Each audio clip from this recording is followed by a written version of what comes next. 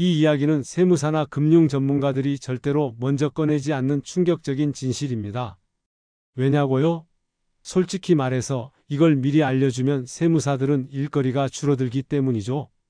심지어 전문가들조차 최근에서야 겨우 깨닫기 시작한 무서운 현실이 있습니다. 그것은 바로 국세청이 새롭게 도입한 인공지능 세무조사 시스템이 지금 이 순간에도 여러분의 평범한 생활비 지원까지 탈세로 몰아갈 수 있다는 겁니다. 저는 30년 넘게 은행 지점장으로 일하면서 수많은 어르신과 중장년층 고객분들의 세무와 금융 상담을 맡아왔습니다. 자부심도 컸고 저 스스로를 금융 전문가라 자신했습니다. 하지만 얼마 전 저는 전문가라는 자존심이 송두리째 무너지는 충격적인 사건을 겪고 말았습니다. 바로 제 사촌형의 일이었죠. 평소 성실하고 꼼꼼했던 제 사촌형은 딸이 이혼한 뒤 손주들을 키우느라 고생하는 모습을 보며 매달 꼬박꼬박 300만 원씩 현금으로 생활비를 지원했습니다. 당연히 문제될 거라곤 꿈에도 생각하지 못했죠. 그런데 어느 날 국세청에서 날아온 세무조사 통지서에 가족은 공포와 혼란에 빠졌습니다. 인공지능이 매달 현금을 빼내는 걸 의심스러운 증여 행위로 잡아낸 것이었습니다. 사촌형은 분노했고 심지어 저에게 소리를 쳤습니다. 자네 같은 전문가가 가족인데 어떻게 이런 걸 몰랐어? 평생 은행에서 뭐 했나? 그 순간 전문가로서 제 자존심은 처참히 무너졌고 가족과의 관계마저 위태로워졌습니다. 하지만 그때 저는 극적으로 우연한 기회를 통해 놀라운 해결책을 발견했습니다.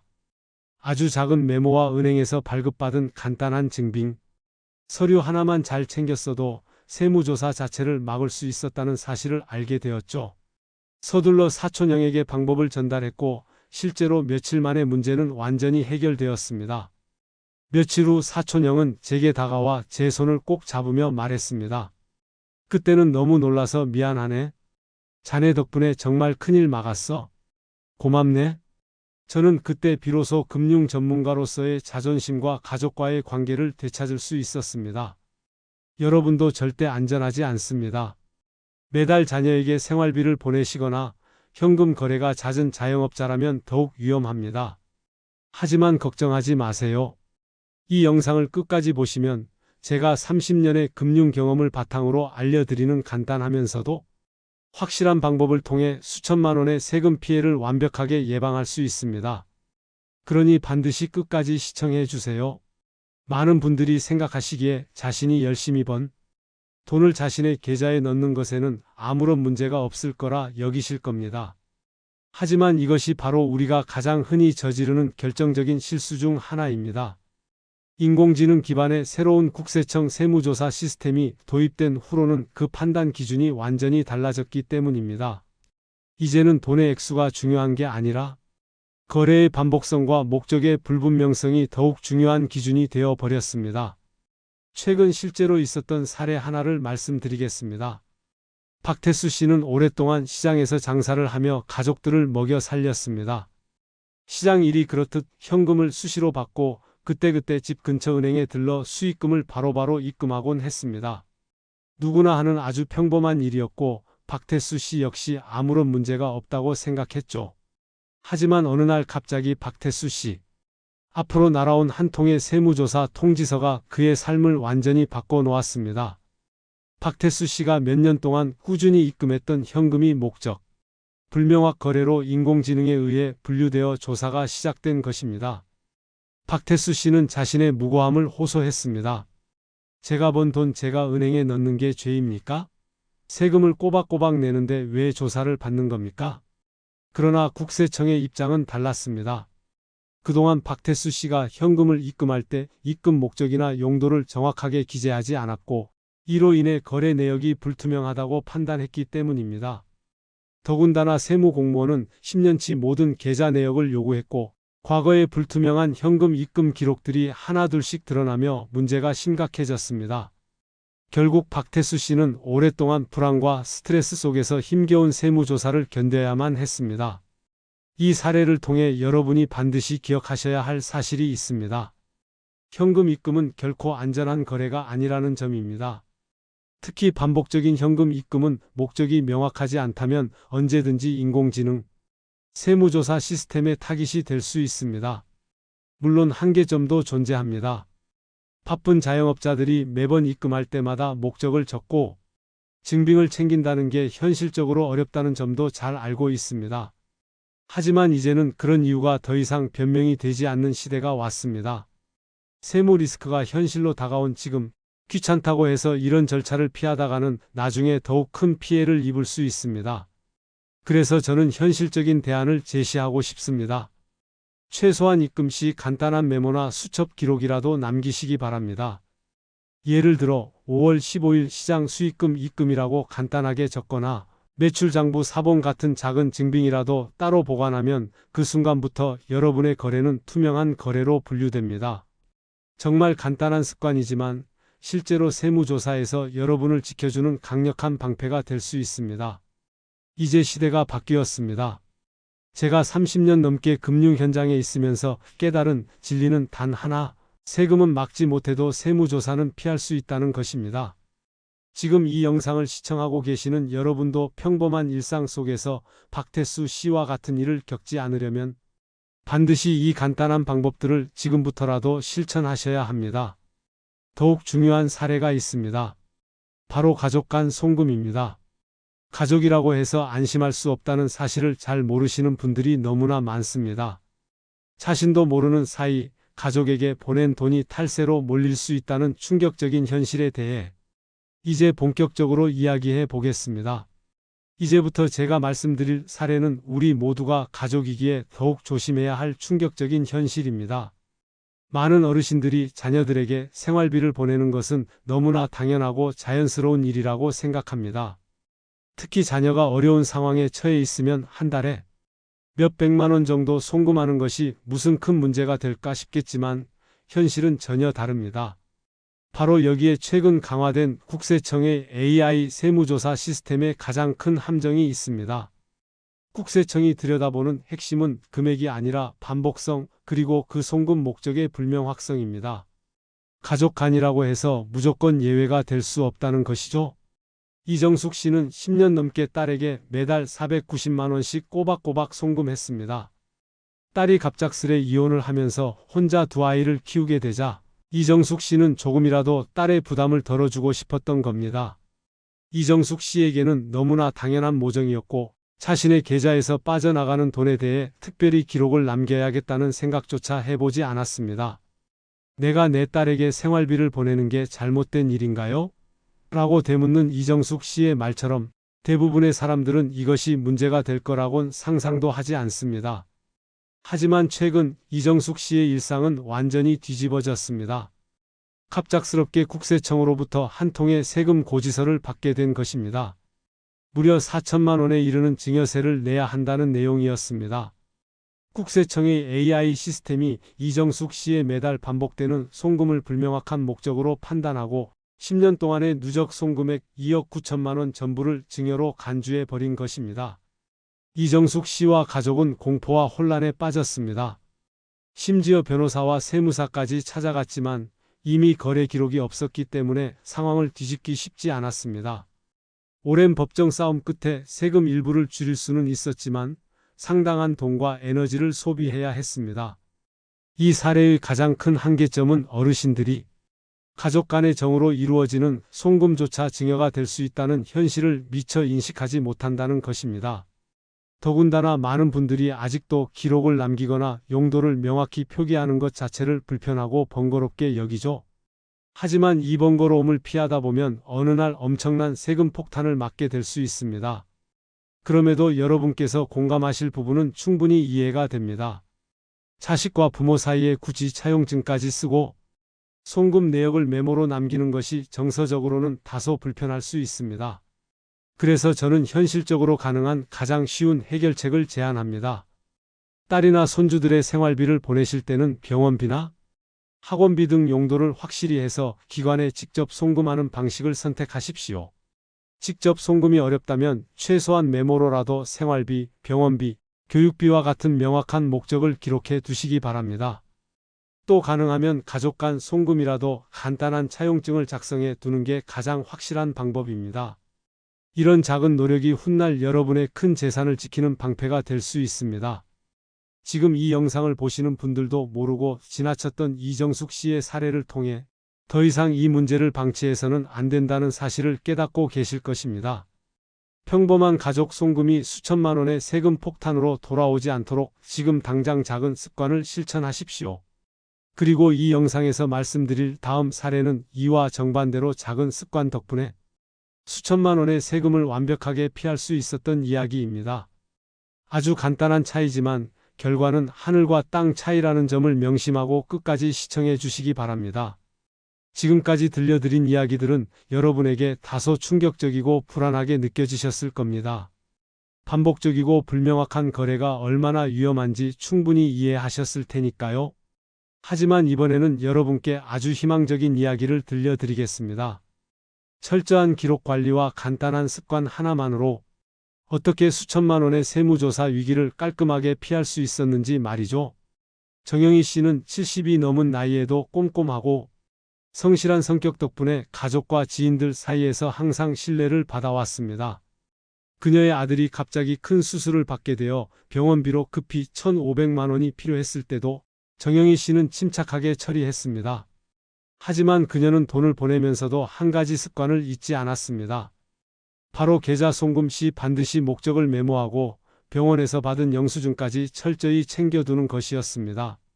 정영희 씨는 아들 수술비 지급, 병원 영수증 있음이라는 간단한 메모를 남기고 병원에서 발급받은 모든 영수증을 별도의 파일에 꼼꼼히 보관했습니다. 이 작은 행동 하나가 얼마 뒤 그녀의 재산을 보호해주는 결정적 증거가 될 줄은 꿈에도 몰랐죠. 얼마 지나지 않아 예상치 못하게 국세청으로부터 정영희 씨에게 세무조사 관련 안내문이 도착했습니다.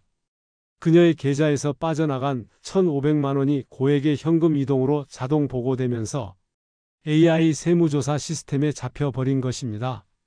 놀랄 법도 했지만 정영희 씨는 당황하지 않았습니다. 그녀는 오히려 자신 있게 준비했던 자료를 제시하며 세무조사관에게 전달했습니다. 정영희 씨가 철저히 준비한 송금 메모와 병원 영수증을 확인한 세무조사관은 단숨에 고개를 끄덕였습니다. 세무공무원은 이 정도로 확실한 기록이 있다면 더 이상 조사할 필요가 없겠네요. 라며 조사 대상에서 정영희 씨를 제외했습니다. 바로 이 순간 그녀는 수천만 원의 세금은 물론이고 불필요한 세무조사의 스트레스에서 벗어날 수 있었습니다. 이 이야기는 우리가 일상에서 얼마나 간단한 습관 하나로도 큰 피해를 예방할 수 있는지 명확히 보여줍니다. 물론 모든 거래마다 영수증을 챙기고 메모를 남기는 것이 번거롭게 느껴질 수 있다는 한계가 있습니다. 특히 연세가 많은 어르신들에게는 이런 일 자체가 낯설고 힘든 일일지도 모릅니다. 하지만 여러분이 공감하실 수 있는 사실은 이제는 이런 불편함이 결국 여러분의 재산과 마음의 평안을 지켜준다는 점입니다. 하루에도 수십 건의 자금 이동을 처리하는 국세청의 인공지능 세무조사 시스템은 아주 작은 기록만으로도 그 거래를 투명한 것으로 간주의 조사 대상에서 제외할 수 있습니다. 기록이라는 사소한 습관이 바로 여러분을 세무 리스크에서 보호하는 가장 강력한 방패입니다. 정영희 씨처럼 철저한 습관을 들이시길 권장합니다. 송금 메모는 간략히라도 반드시 남기고 가능하면 증빙 자료를 빠짐없이 챙기십시오. 수술비나 교육비 등 큰돈이 오갈 때는 병원이나 교육기관에 직접 이체하는 것도 좋은 방법입니다. 이것이 곧 여러분과 가족을 지켜주는 가장 현명한 선택이 될 것입니다. 다음 이야기는 다시금 여러분을 긴장하게 만들지도 모르겠습니다. 이번에는 이와 반대로 일상에서 작은 습관을 소홀히 한 탓에 큰 피해를 입은 사례를 들려드릴 것입니다. 평소와 다름없는 일상의 거래가 어떻게 세무조사의 덫으로 바뀔 수 있는지 현실적이고도 생생하게 설명해 드리겠습니다. 그러니 영상 끝까지 집중해 주시기 바랍니다. 이번에는 다시 경각심을 가져야 할 이야기를 들려드리겠습니다. 평범한 일상을 살면서도 언제든지 세무조사의 위험에 빠질 수 있는 현실을 아주 생생하게 보여주는 사례이기 때문입니다. 이재훈 씨는 60대 초반으로 작은 음식점을 운영하며 가족의 생계를 책임지고 있었습니다. 누구보다 성실하게 일했고 하루하루 장사에 바빠 자신이 번 돈을 특별히 관리하거나 기록하는 습관은 따로 없었습니다. 음식점을 운영하다 보면 현금 결제가 많아 하루 매출의 상당 부분을 그때그때 인근 은행에 가서 입금하는 것이 그의 일과였습니다. 하루는 100만 원, 하루는 200만 원, 많을 때는 300만 원도 입금하곤 했지만 특별히 규칙적이지는 않았습니다. 이렇게 불규칙하지만 반복적으로 이루어지던 현금 입금이 최근 국세청이 도입한 AI 세무조사 시스템에 문제가 된 것입니다. 이재훈 씨가 의심 거래 대상으로 분류된 이유는 명확했습니다. 입금되는 돈의 목적이 제대로 기록되지 않았기 때문에 AI는 이를 불분명한 자금 이동, 심지어 자금 세탁, 의심 거래로까지 판단해 버린 것입니다. 어느 날 이재훈 씨는 평소와 다름없이 장사를 마치고 은행에 입금하려고 했는데 갑자기 은행 직원이 조심스럽게 말했습니다. 사장님, 최근 국세청에서 사장님 거래 내역을 조사하고 있다는 연락이 왔습니다. 이재훈 씨는 너무나 당황스러웠고 처음에는 어떤 상황인지 이해조차 하지 못했습니다. 하지만 며칠 뒤 세무서에서 도착한 공식적인 조사 안내문을 보고 비로소 사태의 심각성을 깨달았습니다. 그동안 별 생각 없이 진행했던 불규칙한 현금 입금들이 전부 문제로 지적된 것입니다. AI 시스템이 분석한 결과 특별한 목적이나 증빙 없이 수시로 입금된 돈이 무려 2억 3천만 원에 달했고 국세청은 이 중 일부를 자금 세탁이나 탈세로 의심하며 2,300만 원의 세금을 추진하겠다고 밝혔습니다. 이재훈 씨는 망연자실했습니다. 그는 제가 장사만 열심히 했을 뿐인데 이렇게 범죄자 취급을 받게 될 줄 몰랐습니다. 라며 억울함을 토로했습니다. 이 사례의 가장 큰 한계점은 여전히 많은 자영업자들이 현금 거래의 중요성과 그 위험성을 제대로 인지하지 못하고 있다는 것입니다.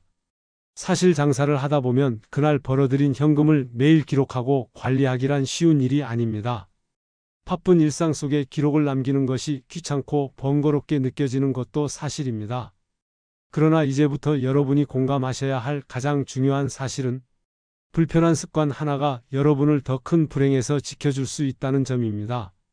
하루의 끝에서 단지 몇 분만 투자해 현금 거래 내용을 간단히 수첩에라도 적어두거나 은행에 입금할 때 매장 매출금, 음식점 매출금이라는 명확한 메모를 기재하는 아주 작은 노력이 필요합니다.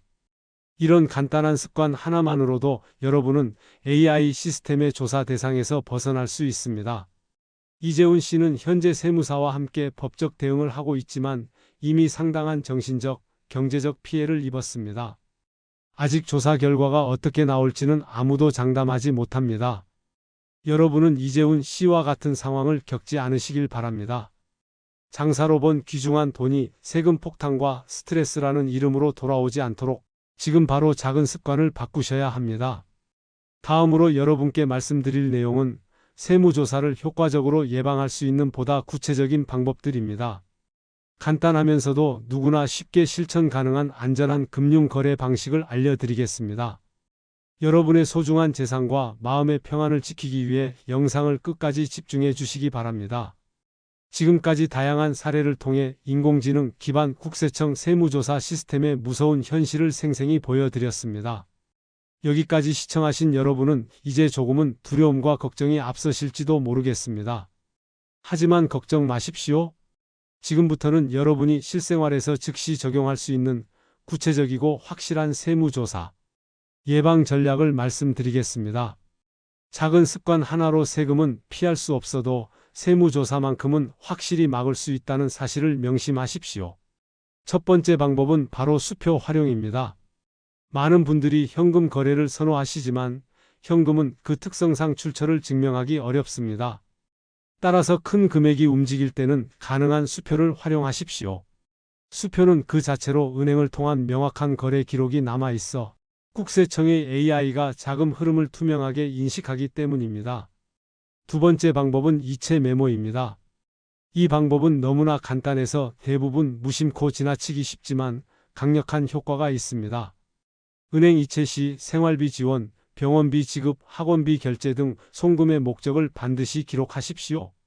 간단한 메모 하나만으로도 국세청 AI는 이 거래를 분명한 목적의 투명한 거래로 판단하여 조사 대상에서 제외합니다. 세 번째 방법은 분산 입금입니다.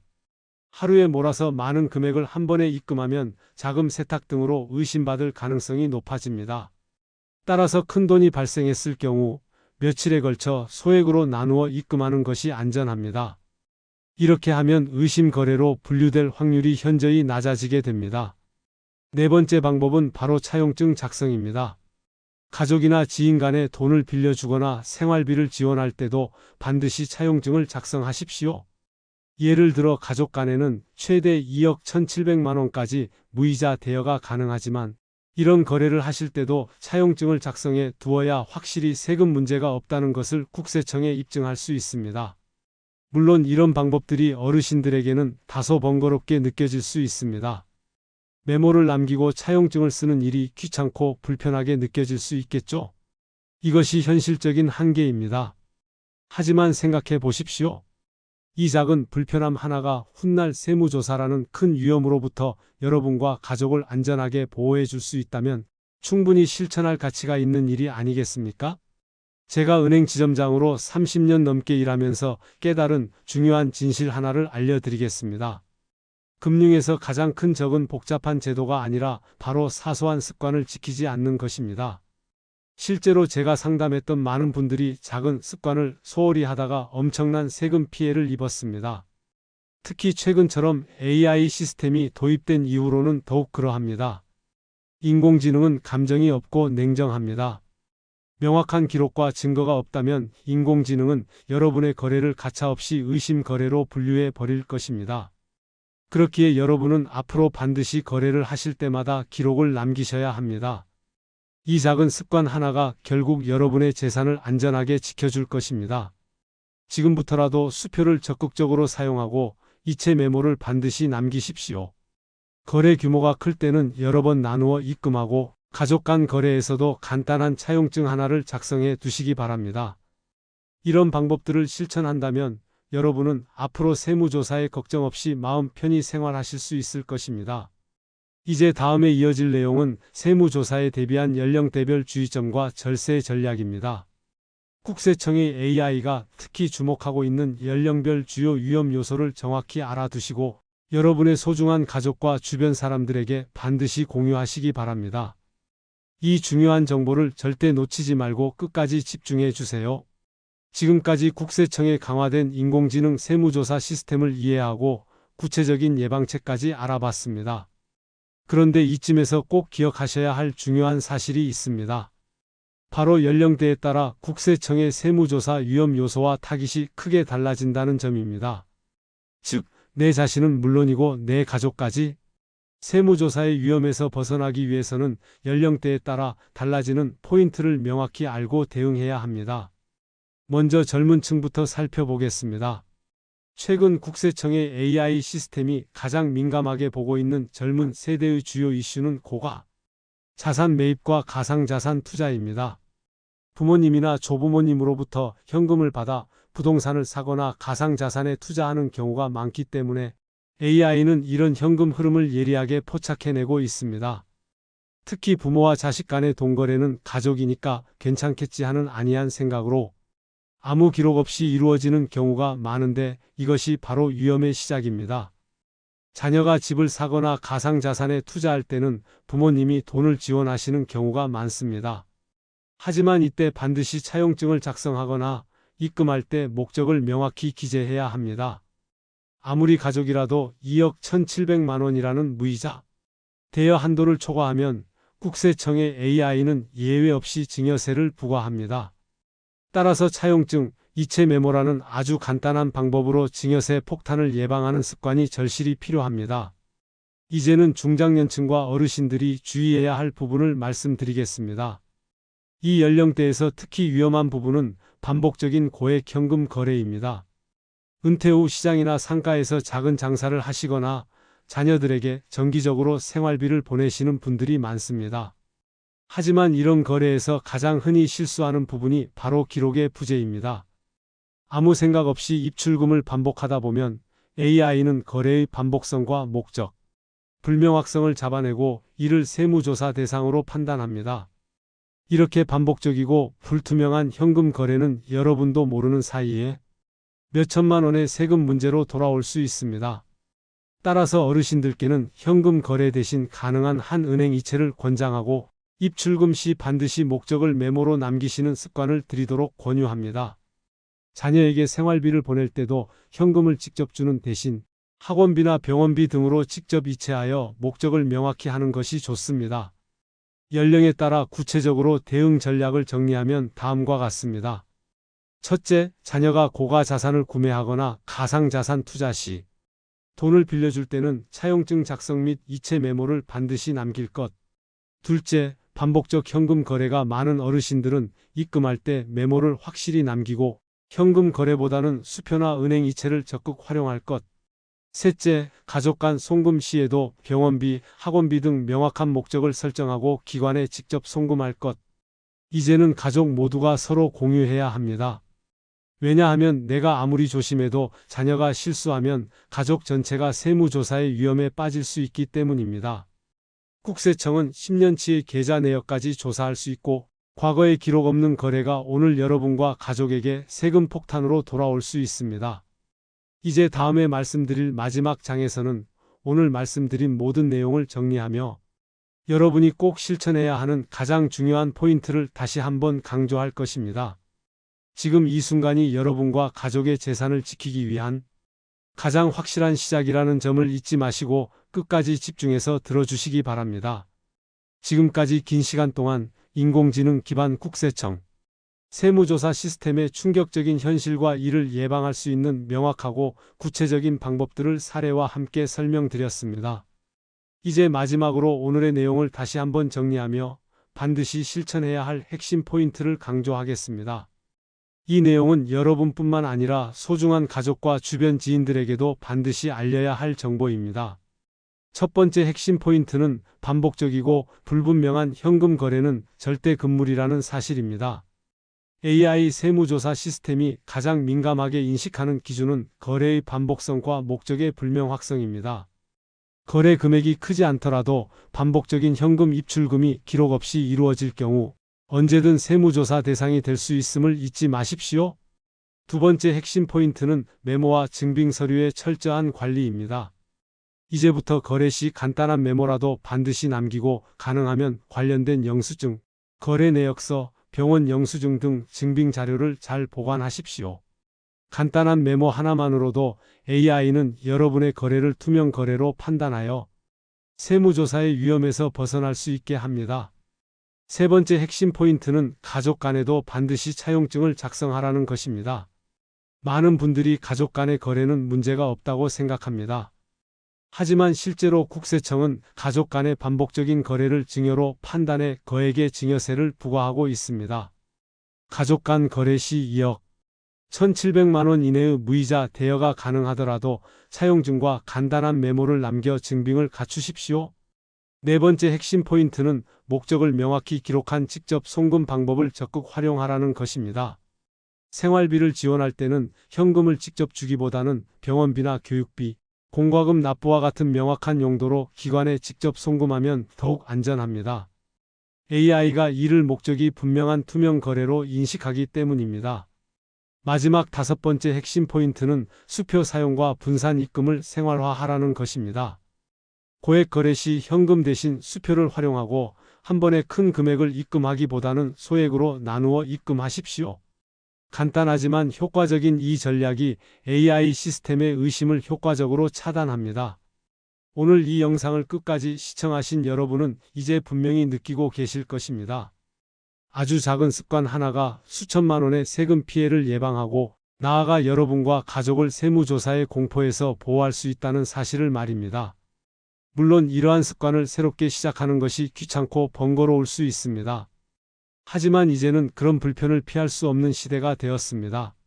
저는 30년이 넘는 시간 동안 은행 현장에서 수많은 어르신들과 중장년층 고객분들의 자산을 지켜왔습니다. 그리고 그 시간 동안 제가 배운 가장 중요한 교훈이 바로 이것입니다. 작은 습관 하나가 큰 재산을 지킨다. 이제 여러분도 오늘 알려드린 이 간단한 습관들을 반드시 실천하시길 부탁드립니다. 또한 오늘의 내용을 여러분만 아시는 것으로 그치지 마십시오. 여러분의 자녀들, 손주들, 그리고 주변 친구와 지인들에게도 적극적으로 알려주시기 바랍니다. 가족 한 명의 작은 실수로 모두가 세금 폭탄을 맞을 수 있다는 사실을 절대 잊지 마시기 바랍니다. 지금부터 바로 시작하십시오. 오늘 이 영상을 보며 느낀 그 긴장감과 깨달음을 잊지 않고 거래 때마다 간단한 메모를 남기고 차용증을 작성하고 증빙 자료를 보관하는 습관을 생활화하십시오. 지금 시작하는 그 작은 습관 하나가 여러분과 여러분의 소중한 가족을 세무조사의 공포로부터 완벽히 지켜줄 것입니다. 여러분의 재산과 마음의 평안을 지키기 위해 오늘 알려드린 모든 방법을 꼭 실천하시고 주변 사람들에게 널리 공유해 주시기를 다시 한번 부탁드립니다. 긴 영상 시청해 주신 여러분께 진심으로 감사드립니다.